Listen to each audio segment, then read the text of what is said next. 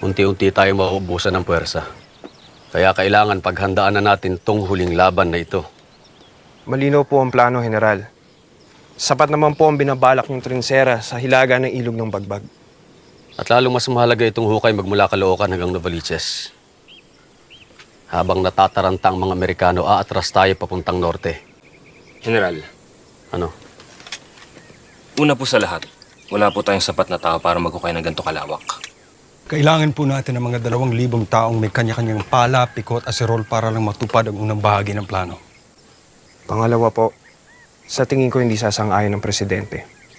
Lalo na sa hukay mula Caloocan hanggang Novaliches.